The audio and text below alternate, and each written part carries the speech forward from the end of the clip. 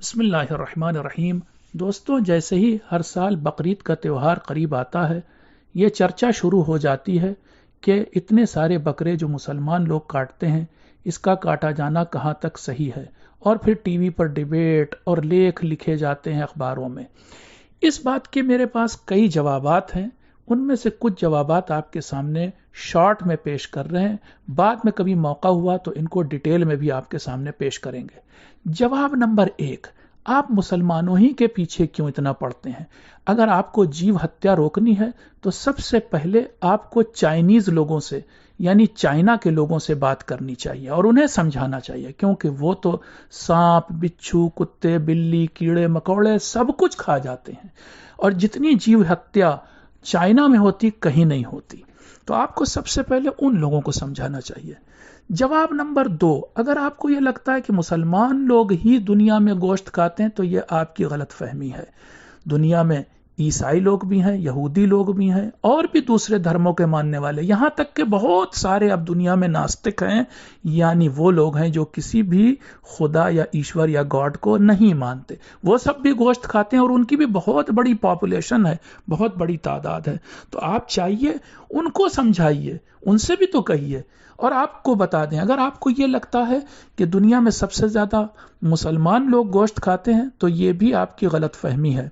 आप जाकर गूगल करके देख लिए, दुनिया के जो शुरू के 10 कंट्रीज हैं जिनमें गोश्त खाया जाता है, तो आप मीट कंजम्पशन के हिसाब से कि कितना गोश्त खाया जाता है, शुरू के 10 कंट्री में कोई भी मुसलमान कंट्री नहीं है। तीसरा जवाब, मैं आपसे पूछता हूं कि आप जीव हत्या पर एतराज करते हैं तो क्या आप एंटीबायोटिक खाते हैं? ये जो इतनी सारे कैप्सूल हैं, टेट्रासाइक्लिन, टेरामाइसिन से लेकर के पेनिसिलिन या आजकल के एजिथ्रोमाइसिन, ये सब जो एंटीबायोटिक हैं, ये आप खाते हैं क्या?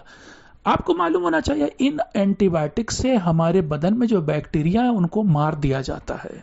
ये भी तो जीव हत्या हुई, क्योंकि बैक्टीरिया भी जिंदा चीज होते हैं, लिविंग बीइंग होते हैं।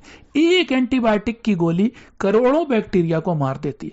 तो आप सबसे पहले ये दवाओं की कंपनी पर एतराज कीजिए, अस्पतालों में जाकर के एंटीबायोटिक को बंद करा दिए, डॉक्टरों से कहिए कि आप अब से एंटीबायोटिक नहीं लिखा करें। चौथा जवाब भी सुन लीजिए, अगर आपको जीव हत्या पर इतना एतराज है तो आप किसानों को भी रोकिए, क्योंकि किसान लोग भी कीटनाशक दवाएं यानी पेस्टिसाइड डालते हैं अपनी फसलों पर, फलों पर, सब्जियों पर, कि उसमें कीड़े न लगे या कीड़े मर जाएं उसके। तो कीड़े मारने के लिए जो दवाएं छिड़की जा रही हैं, तो कीड़े क्या हैं? ये तो जीव हैं, ये तो लिविंग बीइंग है, इनको क्यों मारा जाता है? तो आप ऐसा कीजिए कि ये इंसेक्टिसाइड और पेस्टिसाइड पर भी पाबंदी लगवा दीजिए। पांचवा जवाब भी सुन लीजिए, ये जो आप अपने घर में ऑल आउट लगाते हैं, हिट लगाते हैं, कछुआ छाप अगरबत्ती जलाते हैं, ये सारी चीजें जो हैं ये भी तो मच्छरों को, कॉकरोच को या दूसरे कीड़े मकोड़ों को मार डालती हैं।